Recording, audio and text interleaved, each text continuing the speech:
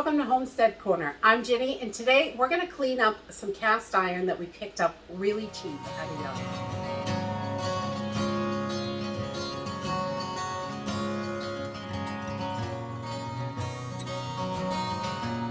It is yard sale season. You can go to thrift stores, garage sales, there's flea markets, all kinds of stuff, places.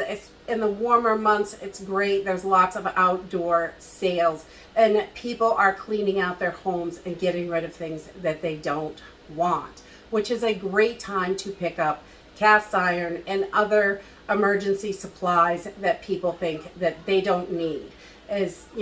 Check them over. A lot of times they are still good. A little cleaning. Lots of people have had stuff sitting in the garage for quite a long time, and they just need to be cleaned up, and they're still good, and you can get them for pennies on the dollar. So we picked up this cast iron pan, and I have one almost just like this. It's just a teeny bit different. It's got some light rust on the bottom out here, and it's a little bit heavier rust on the inside.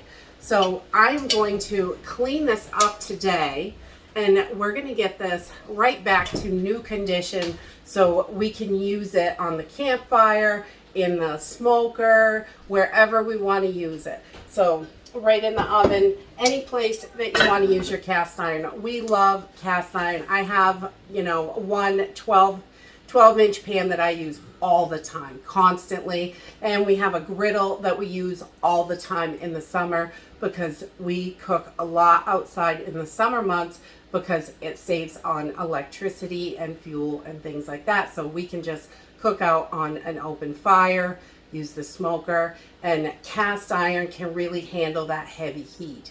So we try to have a good collection. We've got a lot of pans, but these Dutch ovens and pots are excellent for soups, which is a great way to stretch your meals. So let's go ahead and get started on this. So we are just going to start by scrubbing this up. I'm going to use a scouring soap pad today, and because this one really isn't too bad. The rust isn't real thick.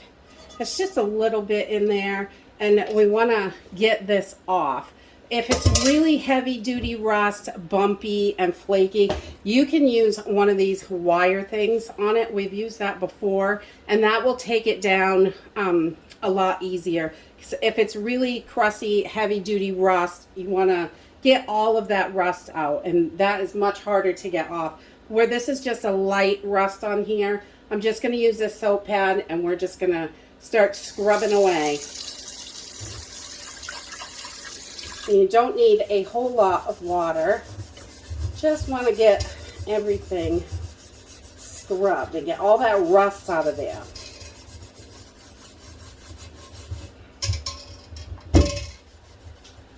So once we've got all that rust off, you can see right down to the metal in here.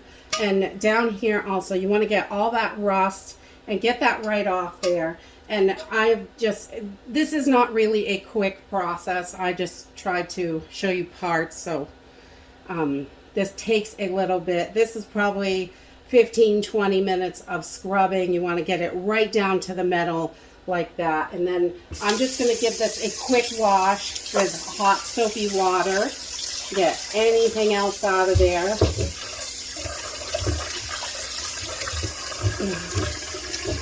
And wash the outside real good.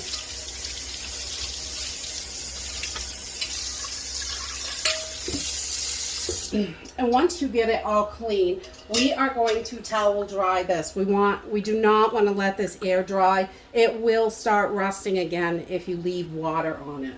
So you just want to make sure you get it nice and dry. And I'm just going to towel dry this all up, and then I'm going to work on the lid so we can have that ready to eat with. Also, cook up a nice big soup in here maybe.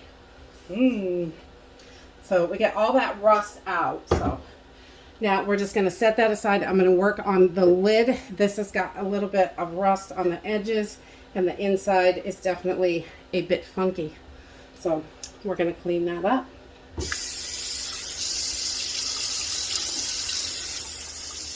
So this this lid is definitely a bit more stubborn. I'm really struggling with the scouring pad, this little scrubby. So I am going to use the drill on this, and I just attach it to my regular drill. It just goes right in, and then this works really great to clean it up. You can see real quickly this has turned quite rusty. Here, starting to make some progress there. So we're going to keep going and get this all cleaned up. So once you get your pan where you want it and you get all the rust out of it and you are ready to go, I'm going to use some safflower oil because this has a pretty high smoke point on it. You want something grapeseed oil. I have used lard. You want something that can handle the heat. So I'm going to use this safflower oil, and I'm going to put probably a tablespoon in here to get started. And I just want to make sure you can use a rag that is dedicated for oils and stuff, or paper towels, whatever you want to use. This rag we use this for oils and things like that. So we just want to rub this all in and give it a really good coating. I don't want it to be runny or drippy or anything like that, but we want it to give it a really good coating so it can bake right on, because we are going to season this and get it ready for cooking. So I'm going to put a little bit more in there, and because it's a little thin, I want it thick but not runny. So, and you want to make sure you bring it right up on your sides. I bring it right up to the top. You could do the outside if you want to. It is going to get plenty seasoned on the fire, I can tell you that.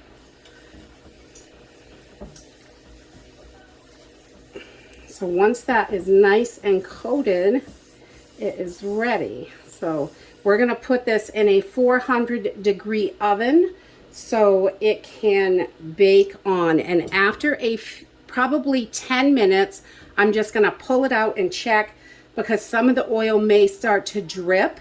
And I'm just going to give it a quick wipe if that happens. It doesn't always, but sometimes it does. You just want to give it a quick wipe and then let it bake for a whole hour at 400 degrees. And that will bake right in and get your pan all seasoned and ready to cook. And that's it, really. It's really simple to do. Once it comes out of the oven, it is ready to go. It's super hot right now. But you can see this is all nice and ready to cook on. And these are some of our other cast iron. We love to cook on cast iron. And it is all ready and seasoned, ready to cook.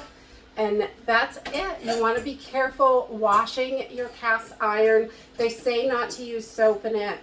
I use soap once in a while. I always grease my pans after I cook in them and clean them.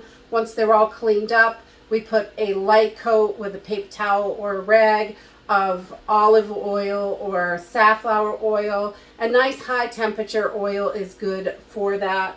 And just we keep them in the oven or the drawer underneath because we use them all the time. They're definitely our go-to pans. Cast iron is one of my favorite things to cook on.